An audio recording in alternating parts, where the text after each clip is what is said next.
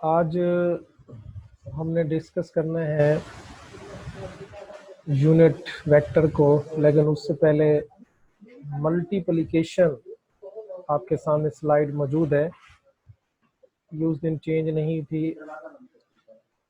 देखिए, मल्टीप्लिकेशन की जब हम बात करते हैं किसी नंबर के साथ, दो चीज़ों के साथ वेक्टर मल्टीप्लाई होता है, या किसी नंबर से या किसी स्केलर से। अगर हम नंबर की बात करें तो सपोज आपके पास एक वेक्टर ए है। जब आप उसको मल्टीप्लाई करेंगे किसी भी पॉजिटिव नंबर एन, शर्त ये है कि वो ग्रेटर देन ज़ीरो हो, ज़ीरो नहीं होना चाहिए। तो उस वेक्टर ए का मैग्नीट्यूड और उसकी डायरेक्शन मैंने आपको बताया था आपके नंबर पे डिपेंड करेगी। अगर आपका नंबर पॉजिटिव होगा तो फिर वेक्टर की डायरेक्शन रिवर्स नहीं होगी। जैसा कि आपके सामने डायग्राम मौजूद है कि एक वेक्टर ए है, अगर उसको मल्टीप्लाई किया जाए एक number n is equal to +2 से, तो वो 2a हो जाएगा। मतलब उसका मैग्नीट्यूड तो डबल हो गया, लेकिन उसकी डायरेक्शन पर देखें कोई फर्क नहीं पड़ा। इसी तरह अगर एक वेक्टर एक नेगेटिव नंबर से मल्टीप्लाई होता है तो उसकी डायरेक्शन रिवर्स हो जाती है। मिसाल के तौर पे अगर वेक्टर ए है, उसको एक number n is equal to -2 से मल्टीप्लाई किया जाए, तो आपके सामने डायग्राम मौजूद है, ये -2a हो जाएगा, यानी वेक्टर की डायरेक्शन रिवर्स हो जाएगी। तो ये वो चीज़ है, यानी multiplication of a vector with number, positive number या नेगेटिव नंबर। उसके बाद दूसरी मैंने आपको बताई थी multiplication of a vector with scalar quantity. बाद सिचुएशन में वेक्टर किसी स्केलर से भी ज़रब खाता है। तो मैंने आपको बताया था कि when a vector is multiplied by a scalar, then new quantity is obtained whose dimension is equal to the product of dimension of both quantities which are multiplied। यानी जब वेक्टर और स्केलर की मल्टीप्लिकेशन होती है तो उसका जो product है वो एक न्यू फिजिकल क्वांटिटी की सूरत में सामने आता है, और उस न्यू फिजिकल क्वांटिटी की जो डायमेंशन होती है वो उन दोनों की डायमेंशन के प्रोडक्ट के बराबर होती है। जैसे यहाँ एग्जांपल आपको नज़र आ रही होगी मोमेंटम की, P is equal to m v, v velocity है, एम मैस स्केलर है। तो वेक्टर और स्केलर मल्टीप्लाई हुए तो आपको एक न्यू फिजिकल क्वांटिटी मोमेंटम मिली। तो जो मोमेंटम की डायमेंशन होती है वो इस मैस और वेलोसिटी की डायमेंशन के प्रोडक्ट के बराबर होगी। इसी तरह F is equal to m a है, इसमें ए एक्सेलरेशन है, मैस है, स्केलर क्वांटिटी है, एक्सेलरेशन वेक्टर क्वांटिटी है। दोनों मल्टीप्लाई हुए तो न्यू क्वांटिटी मिली, फोर्स। उस फोर्स की जो डायमेंशन होगी वो इन दोनों की डायमेंशन के प्रोडक्ट के बराबर होगी। इसी तरह यहाँ आपको एक और एग्जांपल भी दी हुई है, ये इम्पल्स, ये भी हम पढ़ेंगे तीसरे चैप्टर में। इम्पल्स है जो फोर्स और टाइम का प्रोडक्ट होता है। तो फोर्स वेक्टर है, टाइम स्केलर है, न्यू क्वांटिटी इम्पल्स मिली, तो इम्पल्स की डायमेंशन इन दोनों की डायमेंशन के प्रोडक्ट के बराबर होती है। यहाँ आपने एक चीज़ देखी होगी कि जब एक वेक्टर ने स्केलर से ज़रब खाई है तो आपको जो क्वांटिटी मिली है वो वेक्टर है, लेकिन ये बात एथेंटिक नहीं है। बहुत सारी एग्जांपल में ऐसा होता है कि वेक्टर स्केलर से मल्टीप्लाई होता है तो वेक्टर ही मिलता है, लेकिन ये आम ज़रब है। आगे चल के हम चैप्टर के अंदर जो है ना, यानी एक स्पेशल किस्म की ज़रब पढ़ेंगे, ख़ास किस्म की ज़रब। वहाँ पे ये शर्त होती है कि आपका प्रोडक्ट क्या होगा। ये आम ज़रब है जिसकी हमने बात की है। ये तो प्रीवियस लेक्चर के हवाले से बात थी, जो आपको स्लाइड चेंज नहीं हुई थी, मैंने बता दी।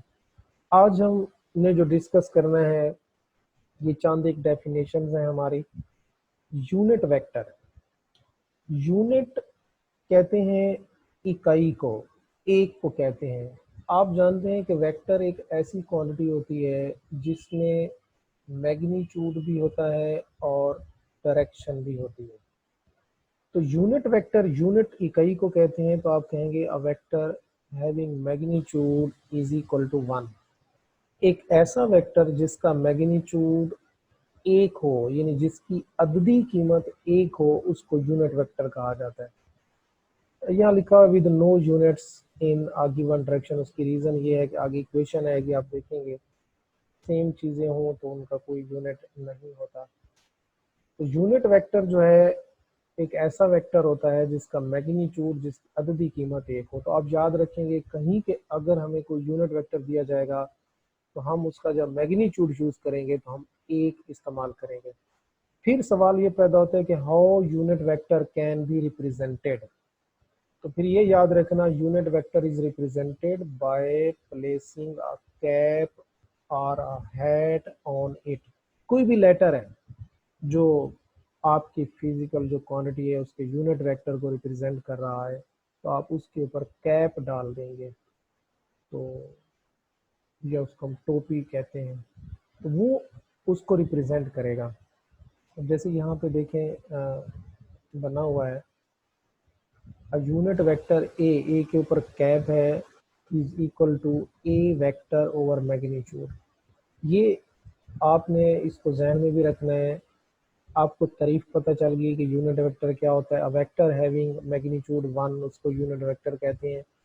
How unit vector can be represented, तो by placing a cap on a letter, एक लेटर के ऊपर कैप डाल के इसको रिप्रेजेंट कर सकते हैं। अब अगर कोई आपसे पूछे how unit vector can be obtained, एक यूनिट वेक्टर को आप हासिल कैसे कर सकते हैं, तो ये इक्वेशन सामने रखो। A unit vector can be obtained by dividing a vector by its magnitude. किसी भी वेक्टर को उसके मैग्नीट्यूड से डिवाइड करके आप यूनिट वेक्टर obtained कर सकते हैं, हासिल कर सकते हैं। तो इस इक्वेशन से आप वेक्टर भी फाइंड आउट कर सकते हैं। ऊपर इक्वेशन मौजूद है, वेक्टर इज इक्वल टू क्या होगा, A unit vector into its magnitude. ये आगे टॉपिक में आप मेथड पढ़ेंगे कि how magnitude of a vector can be find out, उसका फार्मूला आप पढ़ेंगे। फिलहाल आप इक्वेशन याद रखें कि यूनिट वेक्टर कैसे मालूम होता है। किसी भी वेक्टर को उसके मैग्नीट्यूड से डिवाइड करके आपको यूनिट वेक्टर हासिल हो जाएगा। यहाँ कुछ एग्जांपल दी हुई हैं, यानी ये उसका इस्तेमाल है कि यूनिट वेक्टर को कहाँ इस्तेमाल होता है। यूनिट वेक्टर जो है to specify the direction, direction को बयान करने के लिए इसको इस्तेमाल किया जाता है।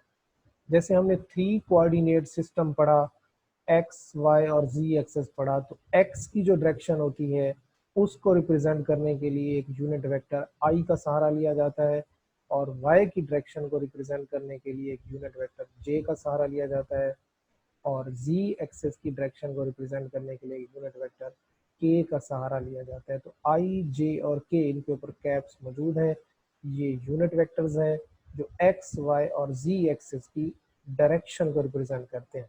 अब फर्ज कर लें कि एक वेक्टर है ए, अगर उसकी वैल्यू है 3i+4j, तो आप समझ जाएंगे कि इसमें जो 3 है ये x की डायरेक्शन में है और जो 4 है वो y की डायरेक्शन में है, यानी आई जे के ये डायरेक्शन को रिप्रेजेंट करते हैं। उसके बाद एक और भी होता है r यूनिट वेक्टर, ये represent the direction of r. लेकिन इसमें जो एक और अहम होता है जिसको आप पढ़ेंगे वो होता है n unit vector. N unit vector कहते हैं नॉर्मल यूनिट वेक्टर को। नॉर्मल मैंने आपको पहले भी लफ्ज इस्तेमाल किया था, नॉर्मल अमूद को कहते हैं, अमूदन परपेंडिकुलर को कहते हैं। ये जो है ना किसी भी वेक्टर की जो डायरेक्शन होती है ये आप इस नॉर्मल वेक्टर से भी फाइंड आउट कर सकते हैं। इसी चैप्टर में हम इसको यूज करेंगे। ये एन यूनिट वेक्टर होता है, इसको नॉर्मली ड्रॉन किया जाता है, यानी अमूदन ड्रा किया जाता है। उसके बाद आ जाए दूसरा हमारे पास होता है नल और जीरो वेक्टर। नल और जीरो वेक्टर, नल से मुराद भी जीरो ही होता है, यानी a vector whose magnitude is zero. एक ऐसा वेक्टर जिसका मैग्नीट्यूड जीरो हो, यानी जिसकी अददी कीमत जीरो हो, और उसकी आर्बिट्रेरी डायरेक्शन, आर्बिट्रेरी कहते हैं आरजी, जिसको ड्रा न किया जा सके, तो उसको हम कहते हैं नल और जीरो वेक्टर। इसको रिप्रेजेंट किया जाता है जीरो डाल के आप उसके ऊपर तीर का निशान डाल देंगे। अब यहाँ एक बात समझने वाली है, वो ये है कि कुछ स्टूडेंट्स के जहन में ये बात आ सकती है कि वेक्टर के लिए दो चीज़ों का होना ज़रूरी है, एक मैग्नीट्यूड का होना ज़रूरी है और दूसरा डायरेक्शन का होना ज़रूरी है। यहाँ पे हम ये कह रहे हैं कि एक ऐसा वेक्टर जिसका मैग्नीट्यूड ज़ीरो हो उसको नल वेक्टर कहते हैं। तो जब उसका मैग्नीट्यूड ज़ीरो है तो वो वेक्टर कैसे है, तो ये बात जहन नशीन कर लें। यहाँ पर जो ज़ीरो इस्तेमाल हुआ है वो अददी कीमत के तौर पे यूज़ हुआ है, यानी यहाँ पे ज़ीरो जो है वो एक मैग्नीट्यूड है, मतलब एक अददी कीमत है। जैसे 1 होता है, 2 होता है, 3 होता है, ऐसे ही ज़ीरो यहाँ पे एज ए मैग्नीट्यूड मतलब अददी कीमत के तौर पे इस्तेमाल हुई है। यहाँ ज़ीरो से मुराद ये हरगिज़ नहीं एक ऐसा वेक्टर जिसका मैग्नीट्यूड ना हो, यहाँ ना से मुराद नहीं है ज़ीरो। ज़ीरो बजाते खुद यहाँ एक अददी कीमत के तौर पे आई है, तो ये बात जहन नशीन रखेंगे, यानी एक ऐसा वेक्टर जिसकी अददी कीमत ज़ीरो हो और उसकी आर्बिट्रेरी डायरेक्शन हो उसको नल वेक्टर कहते हैं। अब अगर कोई आपसे सवाल पूछे कि how null vector can be obtained, अगर आपने नल वेक्टर को हासिल करना है तो आप कैसे obtain करेंगे, तो इसका सिंपल सा तरीका है कि null vector can be obtained by adding a vector to its negative vector। अगर किसी भी वेक्टर को उसी के नेगेटिव वेक्टर में ऐड कर दिया जाए तो याद रखना आपको नल वेक्टर हासिल हो जाएगा।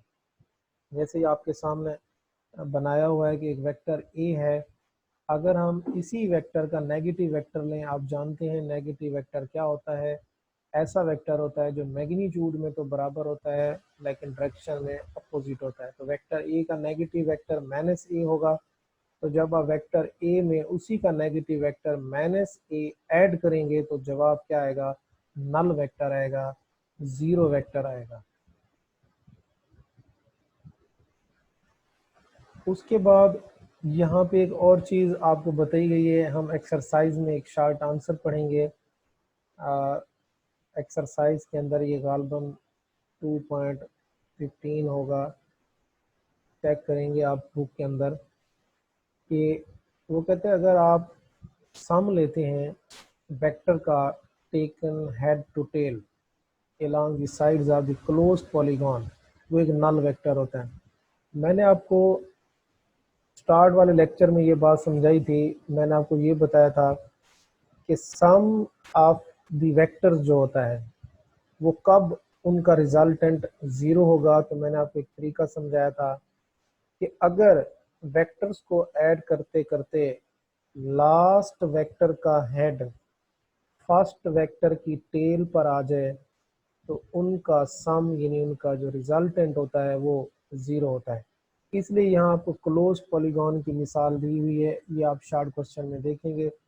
उसकी डायग्राम जब आप बनाएंगे तो इसी तरह उसका भी सम क्या आता है, ज़ीरो आता है। इसलिए यहाँ आपको एग्जांपल समझा दी है कि ये भी एक नल और ज़ीरो वेक्टर बन जाएगा। यानी जितने भी वेक्टर्स आप ऐड करेंगे, मैंने आपको मिनिमम भी बताए थे 3 होते हैं जिनका सम ज़ीरो होता है, तो यहाँ एक क्लोज पॉलीगॉन की बात की गई है, तो इनको भी जब आप वेक्टर्स को ऐड करते जाएंगे A B C D E F, तो ऐड करते करते मैंने आपको तरीका बताया था कि अगर लास्ट वेक्टर का हेड फर्स्ट वेक्टर की टेल पर आ जाए तो उनका रिजल्टेंट यानी उनका सम ज़ीरो हो जाता है। उसके बाद हमारे पास होता है इक्वल वेक्टर। अगर आप इसके नाम पर गौर करें, इक्वल का मतलब होता है बराबर। अब बराबर क्या है, आप जानते हैं वेक्टर में दो चीज़ें होती हैं, एक मैग्नीट्यूड होता है और एक डायरेक्शन होता है। तो हम ये कहेंगे कि vectors are said to be equal if they have same magnitude and same direction. यहाँ इनकी पोजीशन जो होती है वो इन्वॉल्व नहीं होती। तो अब हमें ये पता चला कि इक्वल वेक्टर वो वेक्टर होते हैं जो मैग्नीट्यूड और डायरेक्शन दोनों में सेम हो, बराबर हो, उनको क्या कहा जाता है, इक्वल वेक्टर कहा जाता है। तो दो पैरेलल वेक्टर इक्वल हो सकते हैं, एक ही डायरेक्शन के अंदर है, तो उन्हें आप इक्वल वेक्टर कहेंगे। यहाँ एक स्लाइड हमारी रह गई थी पोजीशन वेक्टर, आप इसको बुक में देखेंगे तो नेक्स्ट आपको स्लाइड भी दिखा दूंगा मैं, सुन लें, आप पढ़ लेंगे उसको। पोजीशन वेक्टर, नाम से ज़ाहिर है पोजीशन वेक्टर, यानी एक ऐसा वेक्टर जो किसी भी पॉइंट की पोजीशन को बयान करे, उसको पोजीशन वेक्टर कहा जाता है। तो पोजीशन वेक्टर जो होता है इसको स्मॉल आर से रिप्रेजेंट करते हैं, और इसके ऊपर वेक्टर है तो आप इसके ऊपर तीर का निशान डाल लेंगे। तो इसी तरह पोजीशन वेक्टर को रिप्रेजेंट कैसे करते हैं, इसको एक स्ट्रेट लाइन से रिप्रेजेंट किया जाता है। उस स्ट्रेट लाइन का जो हेड होता है वो उस पॉइंट पर होता है जिसको आप ढूंढ रहे होते हैं, और उसकी जो टेल होती है वो हमेशा ओरिजिन पर होती है। तो बाज़ औक़ात हमारे पास प्लेन होती है और बाज़ औक़ात हमारे पास 3 डायमेंशनल होती है, स्पेस होती है। तो अगर प्लेन है तो फिर हम पोजीशन वेक्टर आर लेते हैं, ए आई प्लस बी जे, तो एक्स और वाई होगा। और अगर हमारे पास स्पेस होगी तो ए आई प्लस बी जे प्लस सी के होगा, ये 3 डायमेंशनल के लिए यूज़ होगा, और ए आई प्लस बी जे 2 डायमेंशनल के लिए यूज़ होगा। इसको आप बुक से पढ़ लेंगे, स्लाइड आपको नेक्स्ट उसमें शो कर देंगे। जी बेटा, आज के लेक्चर में हमने यूनिट वेक्टर के बारे में पढ़ा।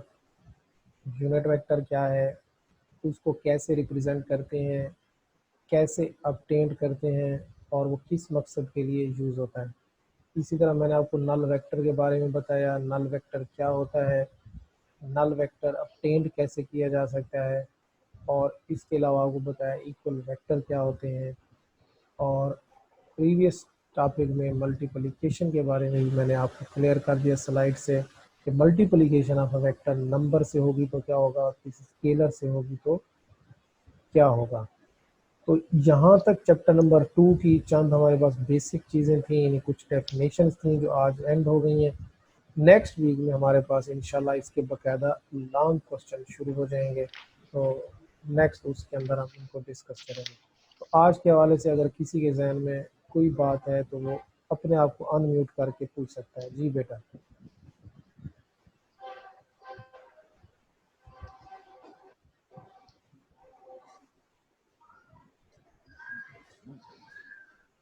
तो वो कर गए सारी अपने आप को अनम्यूट कर गए। मैसेज तो जा रही है। हाँ, नहीं। जी बेटा, जिसके जहन में कोई आज के लेक्चर के हवाले से कोई बात पूछनी है तो वो अपने आप को अनम्यूट करके क्वेश्चन पूछ सकता है।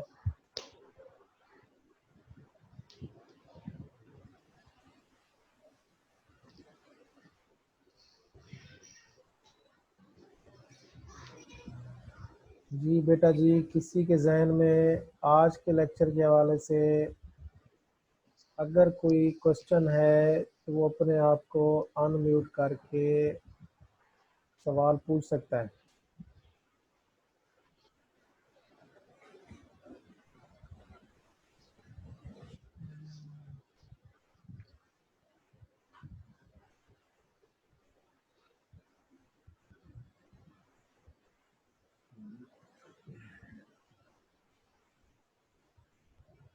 सर जी, अगर एक बॉडी यूनिफॉर्म वेलोसिटी में हरकत करें तो उसका एक्सीलरेशन 0 होगा, तो हाँ क्यों होगा? बेटा, ये हम तीसरे चैप्टर के अंदर जो है ना डिस्कस करेंगे। अभी तो हम दूसरा चैप्टर पढ़ रहे हैं, तो अब फिर एक छोटी सी बात में फिर काफ़ी सारी बातें उसके अंदर निकल आएंगी। असल में आपको ना उसके लिए डेफिनेशन जो होती है ना एक्सेलरेशन की वो क्लियर हो, पहले आपको ये पता हो व्हाट इज़ एक्सेलरेशन। एक्सेलरेशन हम कहते हैं rate of change of velocity, rate of change of velocity. तो जब तक वेलोसिटी चेंज नहीं होगी किसी भी बॉडी में एक्सेलरेशन पॉसिबल ही नहीं है, ये उसकी डेफिनेशन है। तो अगर कोई बॉडी यूनिफॉर्म वेलोसिटी से मूव कर रहा है तो इट्स मीन उसकी वेलोसिटी चेंज नहीं हो रही। तो जब उसकी वेलोसिटी चेंज नहीं हो रही तो अकॉर्डिंग टू डेफिनेशन एक्सेलरेशन 0 होगा।